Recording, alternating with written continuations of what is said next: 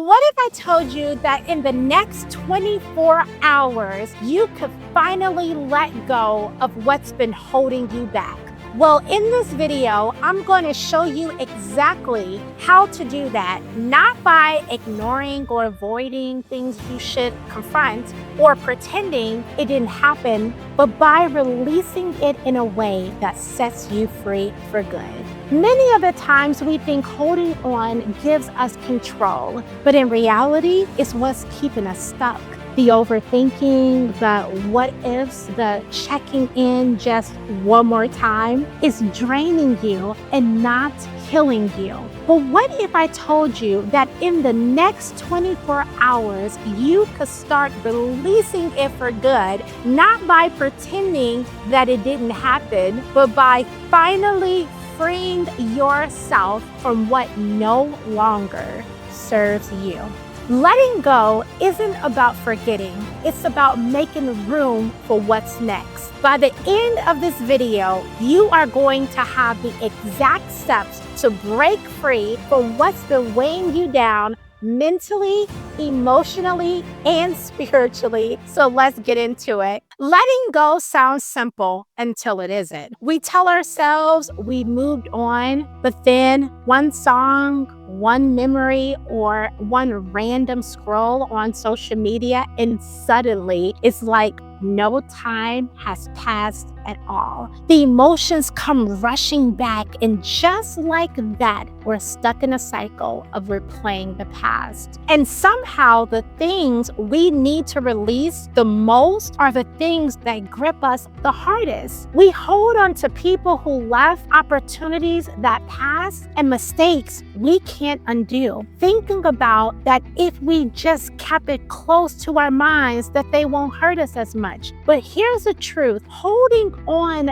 doesn't heal. It just keeps you tied to what God already told you to release. Why is it so hard to let go? Well, letting go isn't just an emotional struggle, it's a biological one. Well, studies show that the brain holds onto negative experiences 5 times more stronger than positive ones. Why? Because the mind is wired for survival. Think of your brain like an alarm system. It remembers pain as a warning. When something hurts you, your brain marks it as a lesson to prevent it from happening again. That's why heartbreak, betrayal, or failure stay with us longer. Your mind assumes that if you replay it enough times, you will find a way to never feel that pain again. But here's the problem: overthinking doesn't prevent pain, it just makes you relive it. Instead of protecting yourself, you get trapped into the past. Instead of learning from it, you carry it. And the longer you hold on,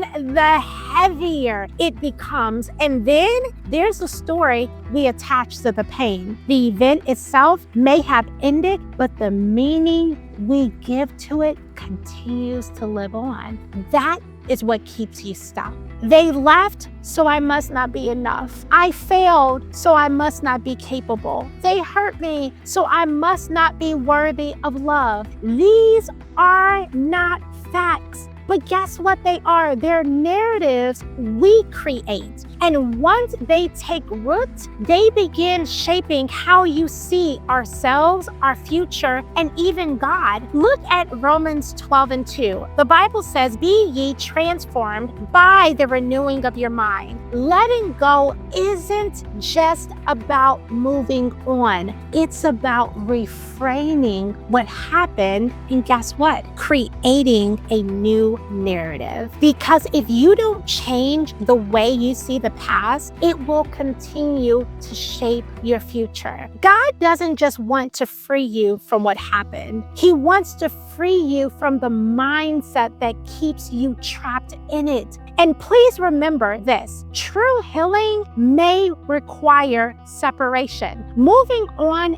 isn't just about saying you're done. It's about fully closing that door. And let's be honest, sometimes we say we're letting go, but in reality, We're just leaving the door cracked open just in case. We can tell ourselves we're fine, but we still check in. We claim we've moved on, but we still replay the conversation in our minds. We say we're over it, but we secretly hope for an apology, a text message, or a second chance. But here's the truth. It's hard to heal in the same environment that hurt you. It's not wise to say you're stepping into a new season while keeping old doors unlocked. Try not to pray for a fresh start while still holding onto backup plans that you have. If you're still checking their page to see how they're doing, you're still connected. If you're still entertaining conversations that keep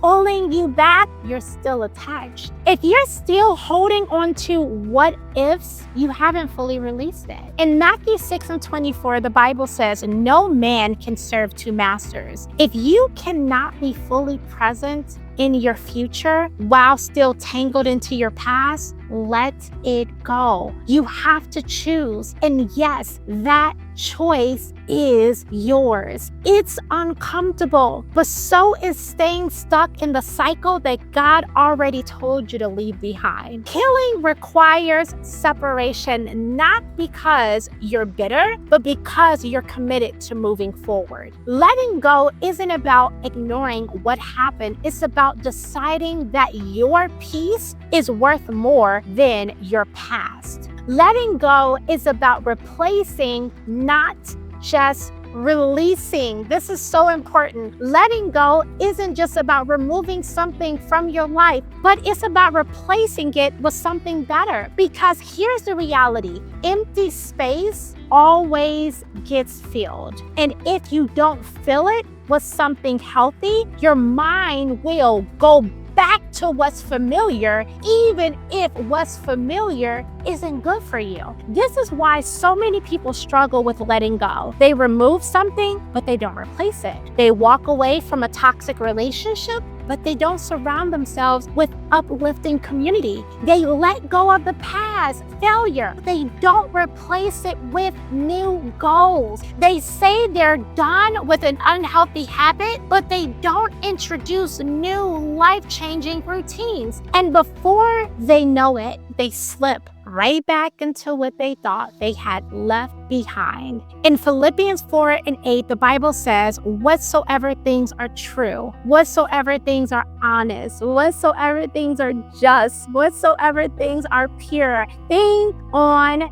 these things. God doesn't just tell us to let it go. He tells us what to focus on instead. This is the missing link, and this is the key here. Because if all you think about is what you've lost, what you've missed, or what's no longer in your life, you will always feel empty. But when you shift your focus to what's ahead, to what God is doing right now in your life, the past starts to lose its grip on you. Letting go isn't just about closing a chapter. It's about starting a new one. It's not just about removing pain. It's about replacing it with purpose. Because when your life is full of what God has for you, there won't be room for what He called you to leave behind. A new chapter begins for you right now. So take